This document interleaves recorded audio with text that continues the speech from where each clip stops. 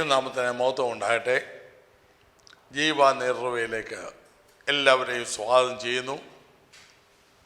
കഴിഞ്ഞ വീഡിയോയുടെ തുടർച്ചയായിട്ട് ചില കാര്യങ്ങളോട് നമുക്ക് ചിന്തിക്കാം. ഞാൻ പറഞ്ഞു നിർത്തിയത് നുഴഞ്ഞുകയറ്റക്കാരായ ചില മനുഷ്യരെക്കുറിച്ച്. അവർ ആരാണ്?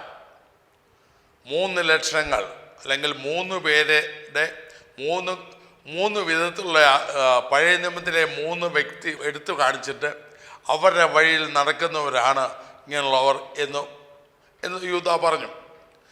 ഒന്ന് കയ്യിൻ്റെ വഴിയിൽ നടക്കുന്നവർ, മത്സരികൾ അല്ലെങ്കിൽ സ്വേച്ഛാരാധനക്കാർ.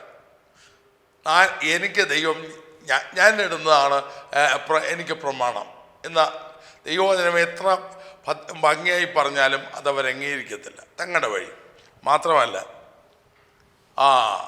അടുത്ത ഗ്രൂപ്പ് ബിലയാമിൻ്റെ വഴിയിൽ നടക്കുന്നവർ. അവർക്ക് പ്രശ്നം എന്ത് ഉപദേശവും കാശിന് വേണ്ടി, പണത്തിന്. ഒരു ദൈവാസൻ പണ്ട് പറഞ്ഞത് ഞാൻ ഓർക്കുന്നു. പണം കൊണ്ട് പണത്തിനായി പണത്താൽ പണം ശേഖരിക്കാൻ, ധനം ശേഖരിക്കാൻ, സമ്പത്തുണ്ടാക്കാൻ. കർത്താവിൻ്റെ വചനമാണല്ലോ, ഉപദേശമാണല്ലോ, എല്ലാം ദൈവാഗ്രഹത്തിന്.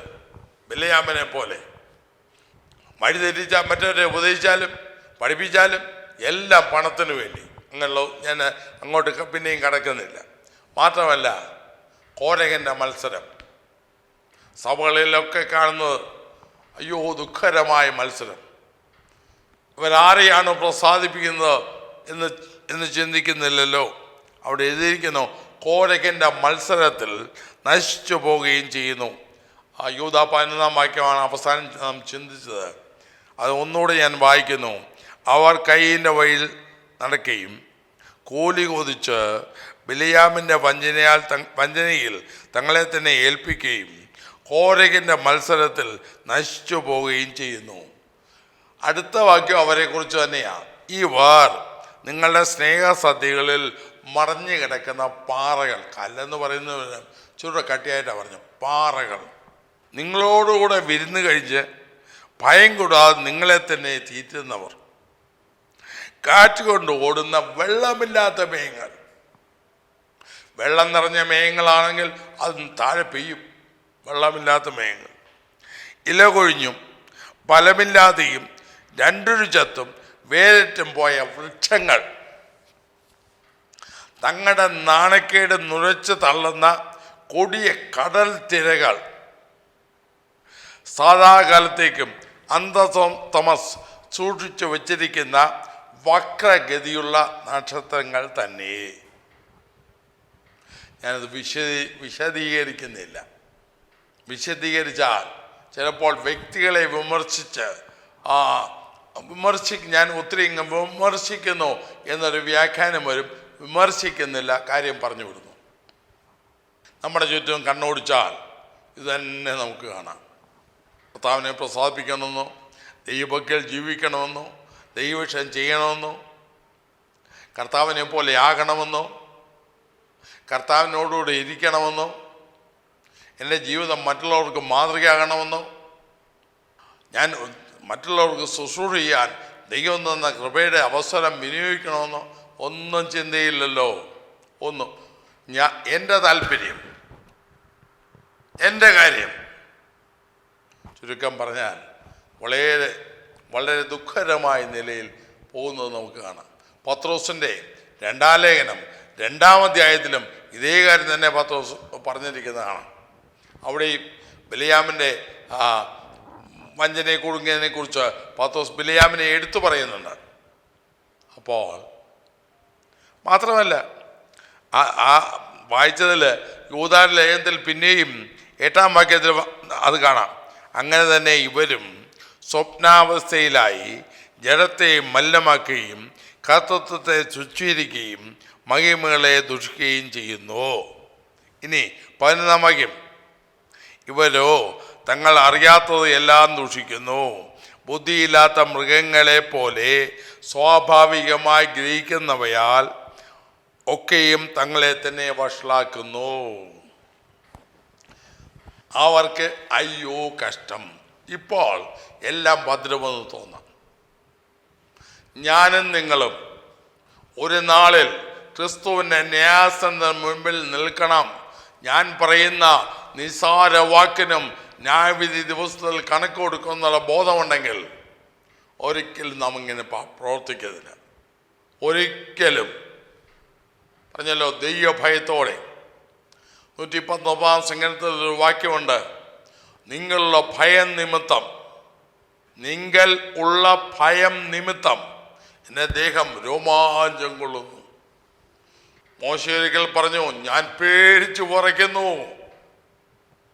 ദൈവഭയമില്ലാതെ. യെരമ്യാപ്രവചനത്തിൽ ചോദിച്ചു, നിങ്ങൾ നിന്റെ സന്നിധിയിൽ വിറയ്ക്കയില്ലയോ?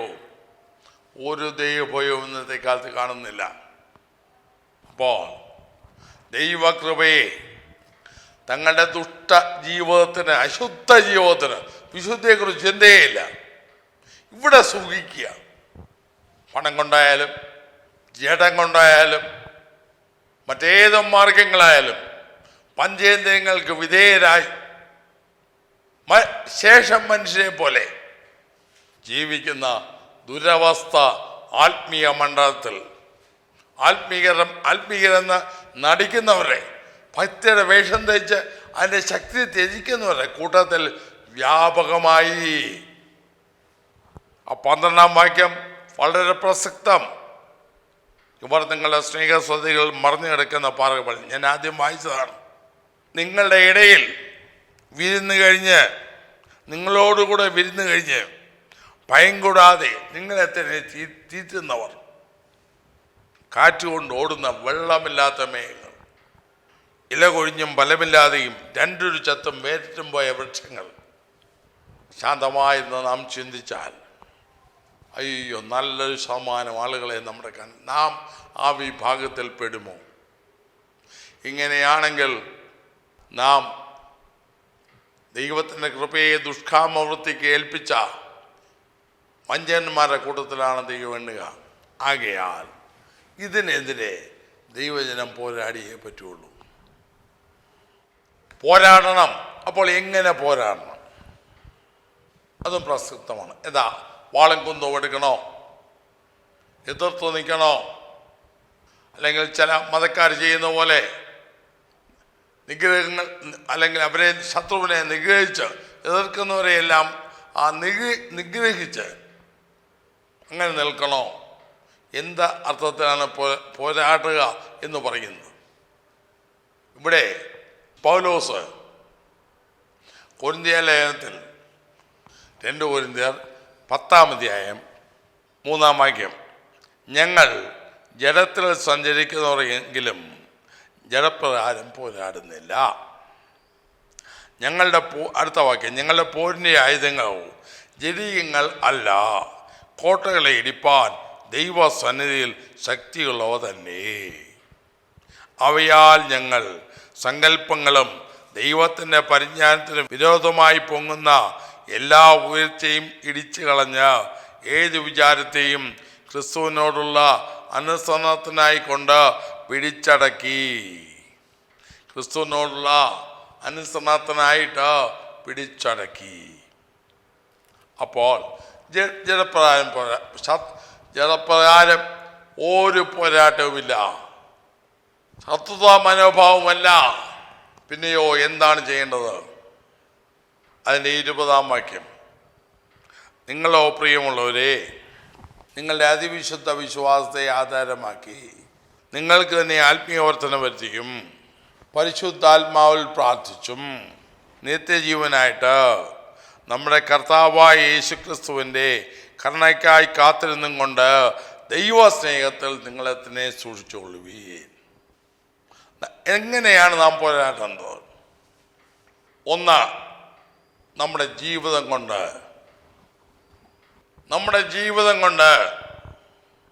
അത് ഇംഗ്ലീഷ് പറഞ്ഞാൽ ലീവ് ഇറ്റ്, ജീവിക്കുക. മറ്റു വാക്കുകൾ പറഞ്ഞാൽ വിശുദ്ധന്മാർക്ക് ഒരിക്കലായി പരമേൽപ്പിക്കപ്പെട്ട വിശ്വാസത്തിനനുസൃതമായി ജീവിക്കുക, സ്വന്തം ജീവിതത്തിൽ പകർത്തുക. ജീവിതമില്ലാത്ത ഉപദേശം കൊണ്ട് ഒരു കാര്യമില്ല. അപ്പോൾ ജീവിക്കുക, ജീവിതത്തിൽ പകർത്തുക. സകല എന്ത് ത്യാഗം സഹിക്കേണ്ടി വന്നാലും എനിക്കെൻ്റെ ജീവിതത്തിൽ പകർത്തണം. ഇവിടെ ഇന്ത്യയിലെ സർക്കാർ ഓഫീസുകളൊക്കെ ചെല്ലുമ്പോൾ അവിടെ ഒരു ഫോട്ടോ കാണും. എല്ലായിടത്തും ഇതുവരെയുണ്ട്, ഇനിയും ചിലപ്പോൾ മാറ്റിയേക്കാം. താലൂക്ക് ഓഫീസ് മുതൽ എല്ലാ ഓഫീസിലും പോയാൽ ഒരു ഫോട്ടോ കാണും, ഒരു അർത്ഥനഗ്നായ ഒരു വൃദ്ധൻ്റെ. അതിൻ്റെ അടിയിൽ ഒരു വാചകം എഴുതിയിട്ടുണ്ട്, my life is my message. എൻ്റെ ജീവിതമാണ് എൻ്റെ സന്ദേശം. അപ്പോൾ അഭക്തരായ നുഴഞ്ഞുകയറ്റക്കാരെ, കർത്താവിനെ നിഷേധിക്കുന്ന ആളുകളെ നേരിടാൻ വാക്കുകൊണ്ടല്ല, പിന്നെയോ വാക്കുകൾ വേണ്ടെന്ന് പറയുന്നില്ല, അവർ ശത്രുത്വം കൊണ്ടല്ല, പിന്നെയോ അവരുടെ മുൻപിൽ ജീവിക്കുക, ഉപദേശപ്രകാരം ജീവിക്കുക. ദൈവത്തിന് സ്തോത്രം. ജീവിതം കൊണ്ട് സകല മനുഷ്യരും വായിക്കത്തക്ക ക്രിസ്തുവൻ പാത്രമായി നമ്മൾ വെളിപ്പെടുന്ന സുതാര്യമായ ജീവിതം കൊണ്ട് നാം പറയുന്നത് നമ്മുടെ ജീവിതത്തിൽ പകർത്തിക്കൊണ്ട്, ഞാൻ നേരത്തെ പറഞ്ഞ്, ജീവിതമില്ലാത്ത പ്രസംഗം കൊണ്ട് ഒരു കാര്യവുമില്ല, കാലിപ്പാത്രത്തിന് പുറത്തിട്ട് അടിക്കുന്ന പോലെയുള്ളൂ. ഞങ്ങൾ കണ്ടും കേട്ടും ഇരിക്കുന്ന പറയാതിരിക്കാൻ പറ്റില്ല. അതുപോലെ ജീവിതം കൊണ്ട് എത്ര നാളുണ്ടെന്നറിയത്തില്ല, അത്ര നാളും എൻ്റെ യേശുവിനെ അനുകരിച്ച്, മഹാത്മാഗാന്ധിക്ക് എൻ്റെ ജീവിതമാണ് എൻ്റെ പ്രസംഗം എന്ന് പറയാൻ കഴിഞ്ഞെങ്കിൽ നമുക്ക് ഓരോരുത്തർക്കും കഴിയണ്ടേ? ക്രിസ്ത്യാനി എന്ന് പറയുന്ന നമുക്ക്, പ്രത്യേകിച്ച് വിശ്വാസി എന്ന് പറഞ്ഞ നമുക്ക്, യേശു ക്രിസ്തുവിൻ്റെ വകയെന്ന് പറയുന്ന നമുക്ക് നമ്മുടെ ജീവിതത്തിൽ കഴിയണ്ടേ? അത് ജീവിക്കുക. 2, പ്രസംഗിക്കുക. അറിഞ്ഞ സത്യം അംഗീകരിച്ചാലും ഇല്ലെങ്കിലും ഉറക്കെ പ്രസ്താവിക്കുക. ചിലപ്പോൾ പോഷൻ എന്ന് പറഞ്ഞേക്കാം, ചിലപ്പോൾ അംഗീകരിച്ചില്ലായിരിക്കാം, പക്ഷേ ഉറക്കെ പറയുക. ഉറക്കെ, ലജ്ജ കൂടാതെ, മടി കൂടാതെ, ധൈര്യമായി ഏത് രംഗത്തും, ഏത് സംഭവത്തിലും, ഏത് പ്രശ്നത്തിലും കർത്താവായേശുവിൻ്റെ പക്ഷത്ത് നിലകൊള്ളുക. ഞാൻ മിക്കവാറും ഓർക്കുന്ന ഒരു സംഭവം പഴയ നിയമത്തിലുണ്ട്. കാളക്കുട്ടിയെ ഉണ്ടാക്കി ജനം ആർത്തുല്ലസിക്കുമ്പോൾ, ഗാനപ്രതിഗാനം ചെയ്ത് നൃത്തം ചെയ്യുമ്പോൾ, പർവ്വതത്തിൽ നിന്ന് മോശ ഇറങ്ങി വരികയാണ്. ഈ രംഗം കണ്ടുകൊണ്ടാണ് ഇറങ്ങി വരുന്നത്. പാളയത്തിൽ വന്നതിന് ശേഷം ഒരു പ്രസ്താവന നടത്തി മോശ, യഹോവയുടെ പക്ഷത്തുള്ളവൻ എൻ്റെ അടുക്കൽ വരട്ടെ. ഒരു ഗോത്രമേ എന്നുണ്ടായിരുന്നുള്ളൂ, ഒരേ ഒരു ഗോത്രം. 12 ഗോത്രങ്ങളിൽ ഒരേ ഒരു ഗോത്രം, ബാക്കി 11 വന്നില്ല, ലേവി ഗോത്രം മാത്രം. അപ്പോൾ സത്യത്തിൻ്റെ പക്ഷത്ത് ഉപദേശത്തിന് വേണ്ടി നിൽക്കാൻ വളരെ ചുരുക്കമേ കാണത്തുള്ളൂ. സാരമില്ല, നൂർന്നു നിൽക്കാൻ കഴിയുമോ? അങ്ങനെ നിന്നുകൊണ്ട് ഞാൻ ഈ പറഞ്ഞ പോലെ എൻ്റെ ജീവിതമാണ് എൻ്റെ സന്ദേശമെന്ന് ഉറക്കെ പറയുവാൻ, സത്യത്തെ വിൽക്കാതെ, സത്യത്തെ മറച്ചു വെക്കാതെ, അറിഞ്ഞ സത്യത്തെ ഉറക്കെ പ്രസ്താവിപ്പാൻ ധൈര്യമുള്ള, നട്ടലുള്ള യേശു ക്രിസ്തുവിനെ അല്ലാതെ പാപം ഒഴികെ മറ്റൊന്നും ഭയപ്പെടാത്ത വിശുദ്ധന്മാർ എഴുന്നേൽക്കണി, ജീവിക്കുക, പ്രസംഗിക്കുക. ഞാൻ ഇങ്ങനെ കേട്ടിട്ടുണ്ട്, ജോൺ വെസ്ലി പറഞ്ഞതായിട്ട്. മെത്തഡിസ്റ്റ് പ്രസ്ഥാനത്തിൻ്റെ സ്ഥാപകനായ ജോൺ വെസ്ലി ഇങ്ങനെ പറഞ്ഞു, പാപമൊഴികെ മറ്റൊന്നിനെയും ഭയപ്പെടാത്ത ചില മനുഷ്യരെ എനിക്ക് തരിക, അവരെ കൊണ്ട് ഞാൻ ലോകം കീഴടക്കാം. മാത്രമല്ല അതിനെ പ്രതിരോധിക്കുക, പത്യോപദേശത്തെ ഡിഫെൻഡ് ചെയ്യുക. ചിലപ്പോൾ ലേഖനങ്ങൾ എഴുത്തുകൾ കൊണ്ടായിരിക്കാം, പ്രസംഗങ്ങൾ കൊണ്ടായിരിക്കാം ഡിഫെൻഡ് ചെയ്യുക. ഇതാണ് സത്യം. സത്യം ഇങ്ങനെയാണ്. ഇത് സത്യത്തിന് വിരുദ്ധമായി ഏതെന്ന് ഉറക്കെ പറഞ്ഞുകൊണ്ട് പ്രാണൻ പോകേണ്ടി വന്നാലും അതിനുവേണ്ടി നൂറ് നിൽക്കുക. യഹോവയുടെ പക്ഷത്തുള്ളവർ ഭൂരിപക്ഷം ഇല്ലെങ്കിലും സാരമില്ല, ഒറ്റയ്ക്ക് നിൽക്കേണ്ടി വന്നാലും സത്യത്തിന് വേണ്ടി കർത്താവിൻ്റെ ഭാഗത്ത് നിന്നുകൊണ്ട് തൻ്റെ ജീവിതം കൊണ്ട്, വാക്കുകൊണ്ട്, പ്രവൃത്തി കൊണ്ട് അതിനുവേണ്ടി പോരാടുക, അന്ധകാര ശക്തികളോട് ശക്തമായി എതിർത്ത് നിൽക്കുക. ഗലാത്യലേഖനത്തിൽ പൗലോസ് ഇങ്ങനെ പറയുന്നുണ്ട്, നൊഴിഞ്ഞു വന്ന കള്ളസോരന്മാർക്കെതിരെ താനെ സുവിശേഷത്തിന് മർമ്മം നിങ്ങളോട് കൂടെ നിലനിൽക്കേണ്ടതിന് ഒരു നാഴിക പോലും അവർക്ക് വഴങ്ങി കൊടുത്തില്ല എന്ന് പൗലോസ് പറയുന്നു. അറിഞ്ഞ സത്യത്തിന് വേണ്ടി നോർന്നു നിൽക്കുക, അതിനെ പ്രതിരോധിക്കുക, അതിനെ സംരക്ഷിക്കുക. സ്തോത്രം. മാത്രമല്ല, അപ്പോൾ പ്രതിരോധിക്കണമെങ്കിലോ, ജീവിക്കണമെങ്കിലോ, പ്രസംഗിക്കണമെങ്കിലോ നമുക്ക് എന്ത് വേണം? അവിടെയാണ് 20-ാം വാക്യത്തിൽ നമ്മുടെ ദേവദാസൻ ഒരു ഉപദേശം തരുന്നു. 4 കാര്യമോട് പറയുന്നുണ്ട്. നിങ്ങളോ പ്രിയമുള്ളവരെ, നിങ്ങളുടെ അതിവിശുദ്ധ വിശ്വാസത്തെ ആധാരമാക്കി. എന്താ അതിവിശുദ്ധ വിശ്വാസം? ഇതെങ്ങനെ അതിവിശുദ്ധമായി? ഈ വിശ്വാസം വെച്ചിരിക്കുന്ന വ്യക്തി, ഞാനൊരു വീഡിയോയിൽ മുൻപ് പറഞ്ഞതാണ്, faith is as good as it's object. നമ്മൾ ഏതിൽ വിശ്വാസം വെച്ചിരിക്കുന്നോ അത്രത്തോളമേ ആ വിശ്വാസത്തിന് പ്രസക്തിയുള്ളൂ. എന്തെങ്കിലും വിശ്വസിച്ചാൽ അത് വിശ്വാസമാകത്തില്ല. അപ്പോൾ നമ്മുടെ ഓബ്ജക്റ്റ്, വിശ്വാസത്തിൻ്റെ ഓബ്ജക്റ്റ് ആരാണ്? അതിവിശുദ്ധമായത്, കർത്താവ്, അതിപരിശുദ്ധമായ അടിസ്ഥാനം, സിയോനിലിട്ട ശ്രേഷ്ഠവും മാന്യവുമായ മൂലക്കല്ല് എൻ്റെ കർത്താവായ യേശു ക്രിസ്തു. പത്രോസിന്റെ 1-ാം ലേഖനത്തിൽ പറഞ്ഞു, മനുഷ്യർ തള്ളിയതെങ്കിലും ദൈവസന്നിധിയിൽ ശ്രേഷ്ഠവും മാന്യവുമായ അവൻ്റെ അടുക്കൽ വന്നിട്ട് നിങ്ങളും ജീവനുള്ള കല്ലുകൾ എന്ന പോലെ യേശു ക്രിസ്തു മുഖാന്തരം ദൈവത്തിന് പ്രസാദമുള്ള ആത്മീയ കഴിപ്പാൻ തക്ക വിശുദ്ധ പുരോഹിത വർഗമാകേണ്ടതിന് പണിയപ്പെടുന്നു. സ്തോത്രം. അപ്പോൾ ഇതിൻ്റെ അടിസ്ഥാനം, വിശ്വാസത്തിൻ്റെ ആധാരം അതിപരിശുദ്ധമാണ്. ഇനി വിശ്വാസത്തിന് കാരണമായത് എന്താണ്? റോമാലേഖനത്തിൽ പൗലോസ് പറഞ്ഞല്ലോ, വിശ്വാസം കേൾവിയാലും കേൾവി ക്രിസ്തുവിൻ്റെ വചനത്താലും വരുന്നു. ഈ വിശ്വാസത്തിന് നമുക്ക് കാരണമായത്, നമ്മുടെ ഹൃദയത്തിൽ ഈ വിശ്വാസം ഉരുവാകുവാൻ കാരണമായത് വചനം കേട്ടിട്ടാണ്. അപ്പോൾ ദൈവത്തിൻ്റെ വചനമാണ് ഇതിന് കാരണമാകുന്ന അതിപരിശുദ്ധമായ യഹോവയുടെ വചനങ്ങൾ നിർമ്മല വചനങ്ങളാകുന്നു. നിലത്ത് ഉലയിൽ ഒരുക്കി 7 പ്രാവശ്യം ശുദ്ധി ചെയ്ത വെള്ളിയെ പോലെ തന്നെ എന്ന് സങ്കീർത്തനത്തിൽ പറയുന്നു. ഞാൻ ഒത്തിരി വാക്യങ്ങൾ ഇടയ്ക്ക് ഉദ്ധരിക്കാറുണ്ട്. അതെല്ലാം കൂടെ അതിൻ്റെ റെഫറൻസോടെ പറഞ്ഞാൽ ഒത്തിരി സമയമാകും. അതുകൊണ്ട് ആ വാക്യം മാത്രം പറഞ്ഞു പോകുന്നു. നിർമ്മല വചനങ്ങൾ, നിലത്ത് ഉലയിലൊഴുക്കി ശുദ്ധി ചെയ്ത 7 പ്രാവശ്യം ശുദ്ധി ചെയ്ത വചനങ്ങൾ, ആ വചനമാണ് എൻ്റെ വിശ്വാസത്തിനെ ഇൻഡ്യൂസ് ചെയ്യുന്നത്. മാത്രമല്ല, ഈ വിശ്വാസത്തെ ബലപ്പെടുത്തുന്നത്, എന്നെ ബലപ്പെടുത്തുന്നത്, എന്നെ ഉറപ്പിക്കുന്ന ദൈവത്തിൻ്റെ പരിശുദ്ധാത്മാവാണ്. അപ്പോൾ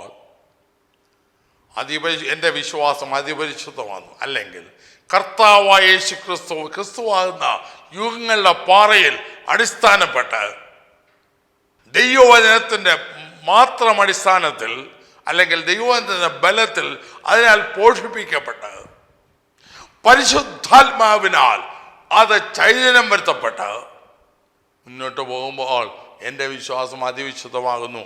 അപ്പോൾ വിശ്വാസത്തെ ആധാരമാക്കി, അത് അടിസ്ഥാനമാക്കിക്കൊണ്ട് നിങ്ങൾക്ക് തന്നെ ആത്മീയ ശരിക്കും പറഞ്ഞാൽ ബിൽഡപ്പ്, പണിയുക, നിന്റെ ജീവിതത്തെ പണിയുക. സ്തോത്രം. 2, ആത്മീയവർത്തനം വരുത്തിയും പരിശുദ്ധാത്മാവിൽ പ്രാർത്ഥിച്ചും 45 നിന്നെ തന്നെ നല്ലോണം ശക്തീകരിക്കുക.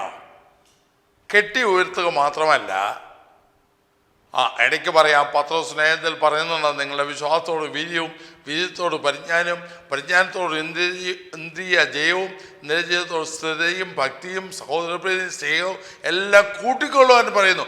ഇവ നിങ്ങൾക്കുണ്ടായി വർദ്ധിക്കുന്നുവെങ്കിൽ നിങ്ങൾ പ്രയോജനമില്ലാത്തവരായിരിക്കത്തില്ല. സ്തോത്രം.